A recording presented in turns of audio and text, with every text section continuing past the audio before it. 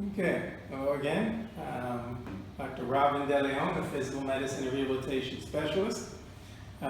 Started my career as a combat medic in the Army, became an emergency medical technician, served in the 911 system in New York City, in Brooklyn. Went to the military medical school, Uniformed Services University. Served as an EMT course director at Fort Campbell for several years, and have been teaching medics, medical students, primary care residents, nurse practitioner residents for years. And so we decided to put these to video. Hopefully these are helpful.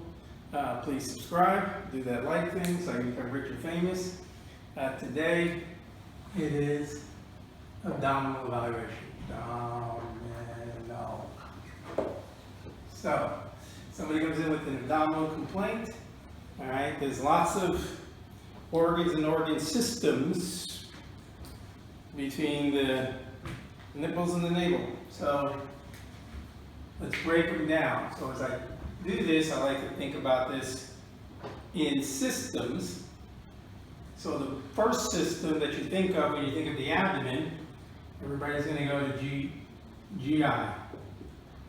So the answer is always in the story. So if you get a good story, you're probably going to get the answer without even before you examine or do any tests or anything else. So what are the kinds of complaints that someone might have if they have something wrong with their GI system? The most common, nausea, vomiting, right? Somebody has a stomach, they come in, and that's at the top end. What about at the bottom end? Or you're going to have constipation or diarrhea. Alright, so those are quick questions you can ask about. Then you get a little more specific, okay? Do you see any blood in their puke? Hemat, probably spelling this wrong. And emesis.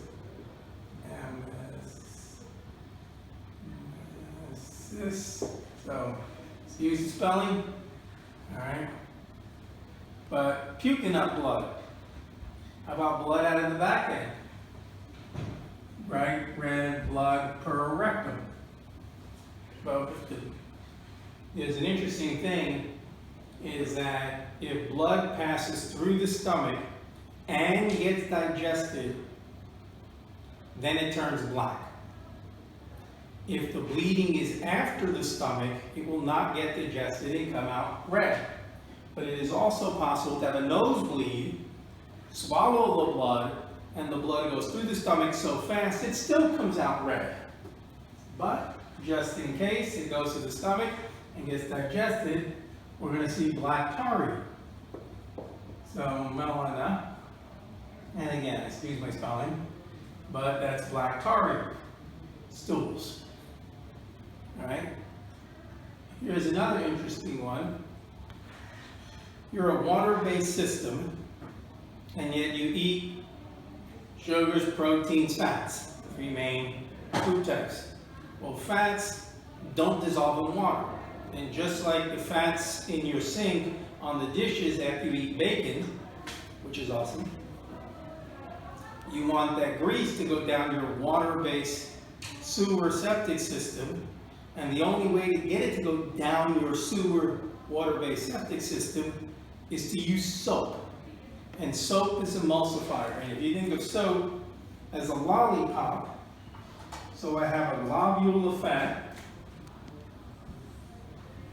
and it doesn't want to go in water. Then I have a lollipop. And the lollipop has a stick and has a head. And the stick hates water, and the head loves water. So the sticks are going to poke into the piece of fat, and the lollipop heads are going to stick out.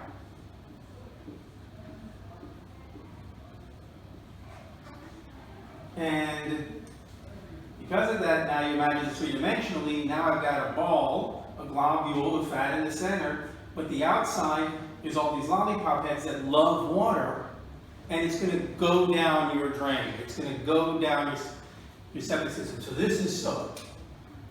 Well, your body makes soap. The liver makes soap. It's called bile. And after the food passes through your stomach, your liver squirts some bile juice into your intestines and emulsifies the fats. And as the fats go down the rest of your intestines, it can now be absorbed. So if that bile system, right, fails, and you're not squirting this soap, this bile into your intestines, then the fats are not going to absorb and they're going to come out in your poop.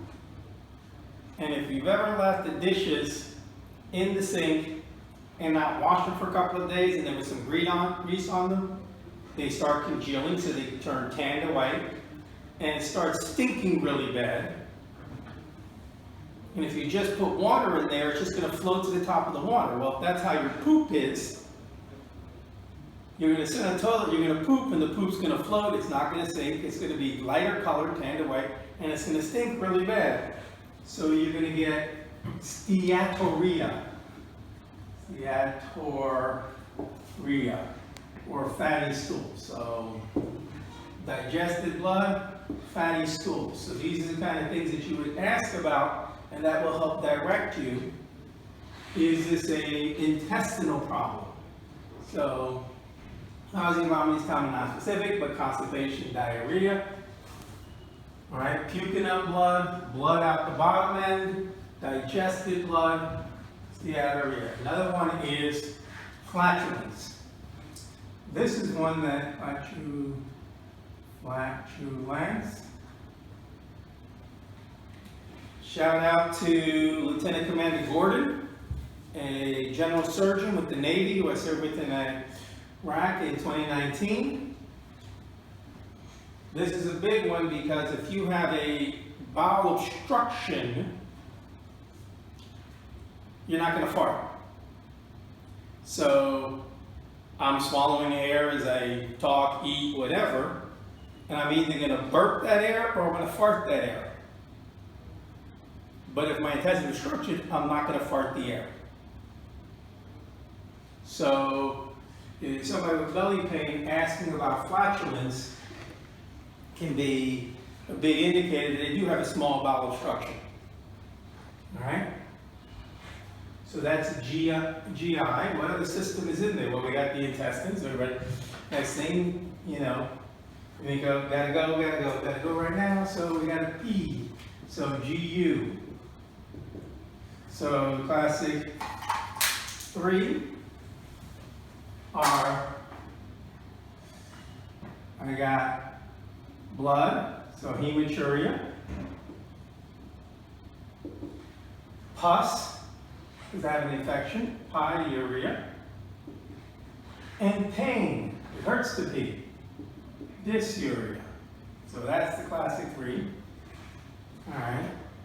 And then the commercial, gotta go right now. Well, you got urgency. All right. Again, that's not, I held my pee, I've been holding it for 12 miles, waiting for the next rest stop. And it turns out the rest stop is closed, and I got 30 more miles to the next rest stop. And I'm trying to hold it. That's not urgency. That's just, you held it too long. This is suddenly, I didn't have to pee, and then all of a sudden, I gotta pee. Where is it? Like you've been holding it for 40 miles, trying to find the next rest stop, and you don't feel like peeing on the side of the road. This is a sudden onset of urgency. Indicates more of a bladder spasm problems, all right, bladder irritation, all right. And in our males, one of the things we have is a prostate. So your urethra is a straw. Your prostate's a donut. The straw goes through the middle of the donut. If the donut swells, it not only swells bigger, but the hole in the center swells smaller, pinching on the straw. So I gotta go pee, but I'm sitting there arguing with it. And for anybody who's seen, what was it, Trouble with the Curve, he argues in the morning to pee because it just doesn't want to come out because he's trying to pee through a pinched straw, and it just won't go. So it takes you a while to get started. So you gotta go, but it just doesn't want to get started. Or decreased force of stream. When it finally does come out, it just kind of dribbles out. You get done, or you thought you were done, and you go to get up, and oh, there's some more leaking out again. I thought I was done. I gotta sit and wait, oh, here comes some more. Alright, because normally you go pee, you're done, you get up, you're done. But these people with prostate issues, they're going to think they're done, but they never really fully emptied all their bladder.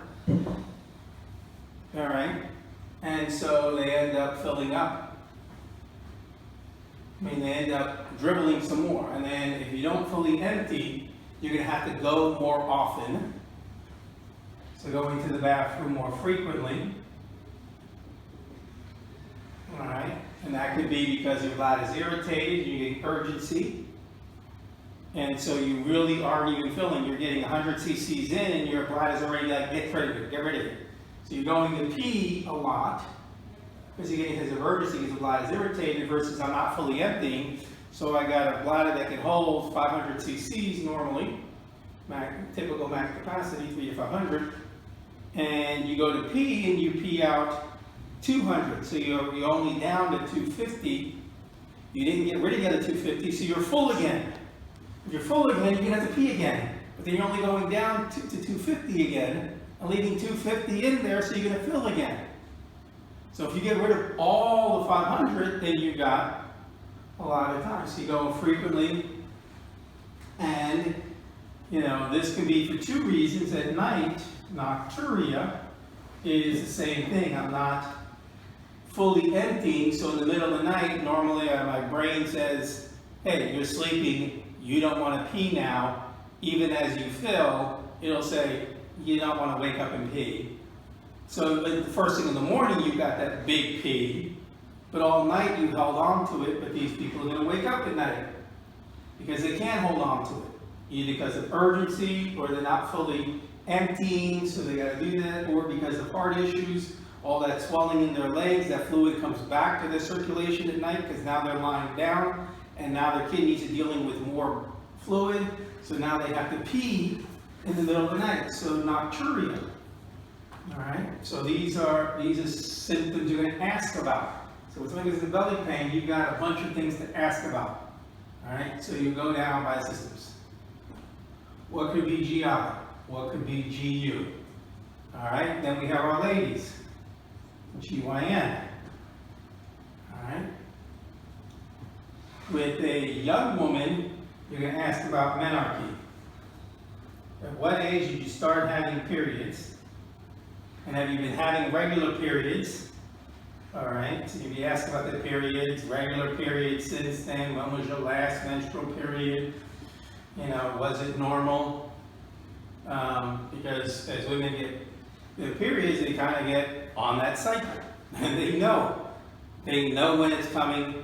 They can put it on the calendar. Yeah, I'm a 29-day cycle lady. I'm a 27-day cycle. I'm a whatever. This is Shark Week, and there's going to be a lot of blood. But this is the middle of my cycle. This is when I'm most fertile. So they know when it's out of cycle, they're getting dysfunctional uterine bleeding. Showing uterine bleeding. So you only bleed during your cycle, but this time you're bleeding between cycles, so you're bleeding too much during your cycle. All right. You can also have a lot of cramps down there. So cramps. I'm trying to think of what else I've asked about. Amenorrhea. So that goes to last amenorrhea. Spelling it wrong. But when did you start having periods? Did you have periods without did you stop having cycles? This is a big one in what we call the female athlete triad. Most people have heard of. There's also a tetrad. But basically, an Olympic athlete, working out female who is eating proper diet will never stop having periods. Should not. But if you're improper diet, you're not eating, you're anorexic, then your body's got to choose, well, I could have a period, it's a lot of metabolism, that's a lot of energy loss, or I could work out. And since she's not going to stop working out, I'm not going to have a period. So they stop having periods. So they used to have periods, now they're not. And that's a big indicator that maybe there's a malnutrition going on, and women who are having malnutrition, self-imposed, anorexia, bulimia, have a high incidence of prior assault, especially sexual assault, rape, abuse as a child. All right, so the female athlete triad is osteoporosis, so they get stress fractures, amenorrhea, they stop having periods, and anorexia. So they stop eating, they stop having periods, and they get brittle bone stress fractures. The tetrad is they get cardiac conduction abnormalities, palpitations, things like that, from, again, the electrolyte abnormalities from the malnutrition and the body stress. So knowing about this, so you should have started having periods. If you never had periods, that's a red flag. All right, either the system's obstructed, or you are phenotypically, outwardly a female, but genetically, chromosomally, you're a male. You're a testosterone failure. All right, that can happen. Rare, but it can happen. And so now those are not ovaries; those are testicles sitting in there, and they're just cancers waiting to happen. And so identifying that a lady should have started having periods and she never did. Now I got to think, I got to do genetic testing, and I want to consider, do you want to take those testicles out before they become cancerous and save a life there? So knowing these things, asking these questions. All right, so these are the big systems you think about. There are other systems. All right, you start getting into the kidneys and renal disease going higher up in the GU.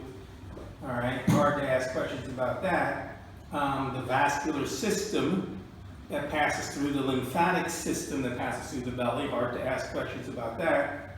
All right, so you're going to rely more on your exam, but the major systems that we think about are GI, GU, GYN. So asking these questions, all right, having a good review of symptoms as you go through, taking your history, going through all of these and making sure you don't hit any red flags. And then in the examination, all right, I focus on a few key things. Again, this is when you're out there out of the line, you don't have all these lab tests, things like that to rely on. You got to think through when is any of these a red flag. They're going to make me think about it, and what are my exam? So what are your exam techniques? Well, you're going to listen, you're going to feel. All right. Percussion is kind of a learned skill. So you just got to work with somebody and learn how to appreciate percussion. But listening and palpating. Pause for a moment. So sorry about that. I forgot my training aid, rubber glove. So if we think about the intestines, the thing that takes up the most space in the intestines, or in our belly, is our intestines. And so we have a hollow tube that goes from your mouth to your rectum. All right? It is not inside your body, but it's passing through your body. All right? And from it, stuff gets absorbed through the intestinal walls into the bloodstream, throughout your body, stuff like that. So you've got, what, 4 or 5 feet of large intestines, 20 plus feet of small intestine, all kind of coiled up into this small space. So its job is to move food along. And it does it by peristalsis. So you have a tube, and if I have a hose and I want to pour oatmeal in one end and I want it to come out the other, I'm going to grab the hose and I'm going to squeeze it along. and I'm going to milk it along. That's peristalsis. So there's all this writhing and moving and twisting, right? Moving that food along. So if that is all happening, all that intestine in there, it's going to be rubbing on each other. All those intestinal folds are going to be rubbing. And if it rubs, it can create friction. If it creates friction, it could wear out. If it wears out, it explodes. And that would be bad. Because we need this system to work for like, I don't know, 70, 90 years, 100 years, right? Till we keel over, but in the meantime, we don't want it to explode. So God, being the genius he is, he took a balloon. Excuse me. So this is why I need my training aid. He filled the balloon with oil. Now, my hand is not inside this balloon. And as I do this, I can still say my fingers are not inside this balloon. But my fingers are surrounded by this balloon. And if this balloon is filled with oil designed by God, and I rub my fingers together, I am not going to have friction as opposed to doing this. I don't want to do this all day long every day because I'm going to wear out my skin, build up calluses, explode my skin, bleed all over the place. But if I put my fingers inside of here and do this, suddenly I have no friction. So God took this system, took your heart, shoved it all around your heart, and so as your heart beats up against your chest wall, against your lungs, there's no friction. We call it pericardium. If you take your lungs, which are expanding, contracting, and rubbing against your chest wall, rubbing against your heart, and we wrap it around your lungs, pleura. We do it around your intestines, peritoneum. We do it around your joints, your bony prominences, like your elbow rubbing on your skin. We call it a bursa. Same concept, scattered throughout the body, different names. So you have this peritoneum inside your belly, surrounding, wrapping around all of your intestines, taking away all that friction, allowing it to move. And that becomes a very critical thing. So, the intestine's job is to move. So when I put a stethoscope over the belly, I should hear all that movement. Now here's an interesting question. If I listen to the heart, I can say, well, normal 60 to 90 beats per minute. If I listen over the belly, how many tinkles should I hear per minute? I had never seen the answer written anywhere. I did have a surgical resident once say to me, 4 to 40. I don't know where he got that range from, but the point is, you should hear something, and if you're going to say you don't hear anything, you better have listened for a minute. You better have convinced yourself that truly there is no sound going on in the intestines. Now we got to think ourselves, wait a second. What do you mean there's no sound? Why would there be no sound going on in the intestines? Well, if there's no sound, that means that there's no movement. Why would there be no movement when the intestine's whole purpose is to move food along? All of this peristalsis, why would it ever stop moving? Whenever I ask this question, things like, well, it's obstructed. Well, it's obstructed, it's going to try to push past the obstruction, it's going to make more noise. So, simple thing is, I want everybody to go like this, so please go like this, and go like this all day long, every day. Would you want to do that? All right? No, why not? What's the magic word when you do that all day long? What are you doing? What's causing the pain? What's causing the heat? Friction. Friction. And we have a system, peritoneum, is taking away friction. So the only reason the intestines stop is if there's friction, if there's pain. Well, what would cause the peritoneum to stop doing its job for there to be pain? And I argue that there are 3 things that cause pain and cause the peristalsis to stop.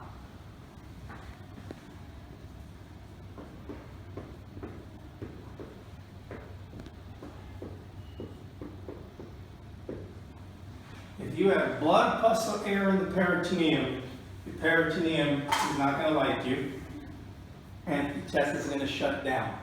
So, what could cause that?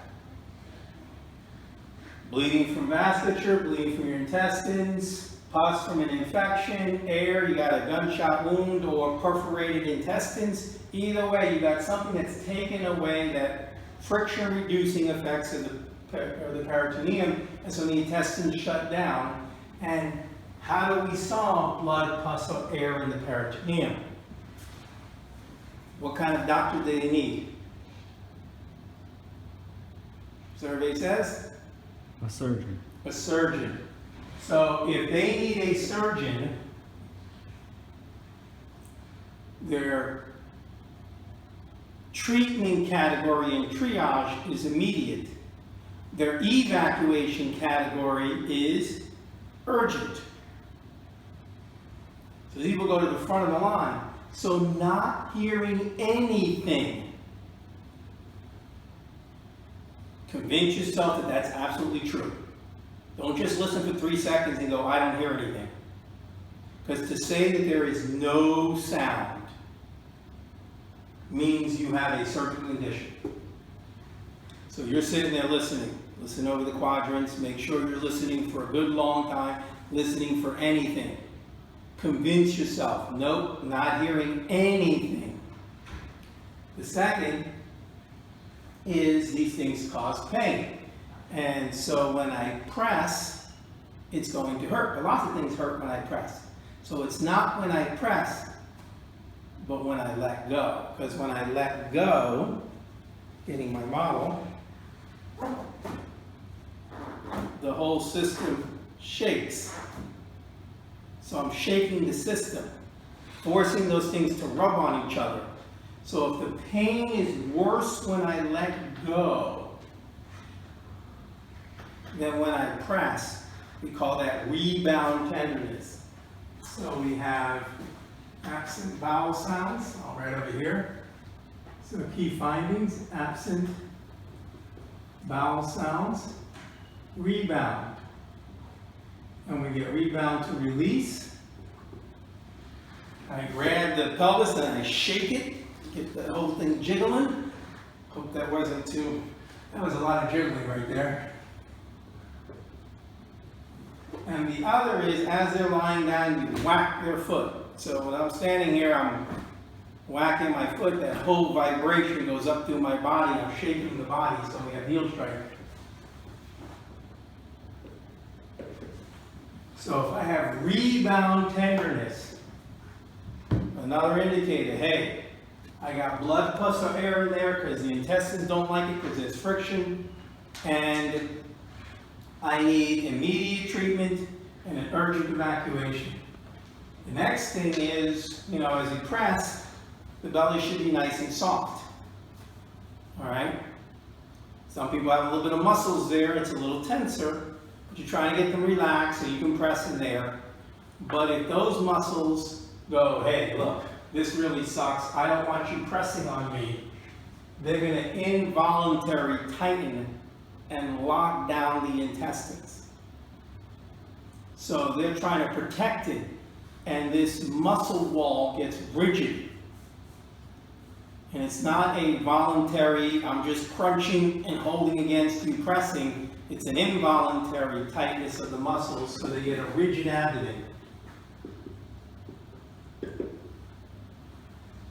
All right?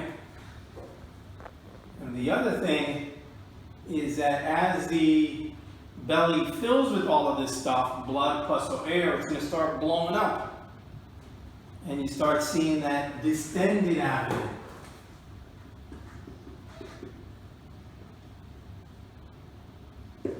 So you start seeing these things, finding these things on physical exam. You start thinking, do I have one of these problems and I need to get them the hell out of here? Right? I need to get them in the hands of the surgeon.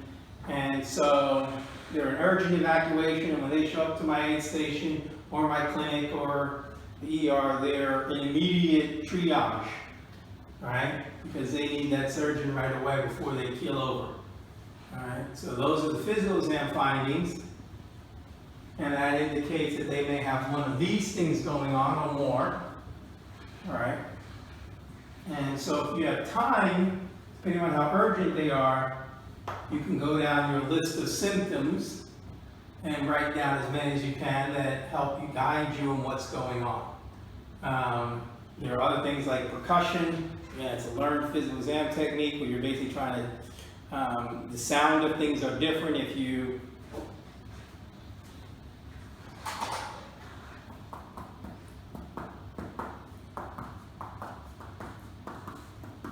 sounds change, whether it's hollow organ or a solid organ and things like that. And then you can map out how big things are by percussion. It's a learned skill. You'll get trained in that by your mentors, by your teachers, stuff like that. Not something I can just tell you how to use percussion. And so the abdomen, kind of complicated, lots of systems. The other one that comes out in a lot of junior training is pulsatile mass. Pulsatile mass. Because we have the medic side, the TERD, tenderness, rigidity, distension, pulsatile mass, right? TERD. All right, that's what we do next. So you're already getting that. The only thing is the vowel sounds. So pulsatile mass. Basically, what you're talking about is an aortic aneurysm. So the big fire hose that's going down the center, it bifurcates about the level of the belly button to go into the legs. If that thing has a weakened wall, it's going to balloon out. In someone who is skinny, all right, it's easy to press into their belly and actually feel the aorta. So in someone like Mr. Portis or Nestor, probably Mr. T, you can press in there and actually just feel that aorta normally. And in someone who's skinny, since you can feel it, I basically come from the side and I go, okay, that's about where I can start feeling it. And then come from the other side, okay, that's where I can start feeling it. And I go, okay, that's about that much distance, that's normal. I'm not worried about that. But if you're feeling it in someone who's got a little more, as my son says, the soda gut, if you're feeling it in someone like me, you should never feel my aorta. I've got a lot of distance between my skin and my back. I'm not 20 years old with that, 2% body fat anymore. So you should not feel my aorta. And someone who's skinny, if you're feeling those fingers being very wide apart, there's your pulsatile mass. So if someone's skinny, don't be surprised if you feel it, but kind of get a sense of how wide it is. Your fingers should end up about that far apart. No biggie. If they end up a little further apart, you start getting worried. Uncommon in young people, more common in more mature people like myself, and someone like myself, you should never feel my aorta. So if you're feeling my aorta, if you're feeling a pulsatile mass in my belly, yeah, there's your TERD P, right? So we went over, if anything in the abdomen, some of the different symptoms, review of symptoms and what they mean, the critical things that would drive you to a surgeon, all right, and the physical exam findings that would go along with supporting that suspicion to send them to a surgeon. All right, if you don't have tools like an ultrasound, lab tests, things like that, you've got to rely on the story you get and your physical exam to suspect that to make your decision. So that's what I'm trying to give you. All right, so you're not just a lab jockey going, everything is a CT scan and a CMP, and that'll tell me all the answers. But we don't have that out in the field. You don't have that in the primary care clinic, things like that in the urgent care clinics. So you got to make your decisions based on the story and your physical. All right, so hopefully that's helpful to you, and we'll see you next time. All right, don't forget, subscribe, like, make me rich. Out here.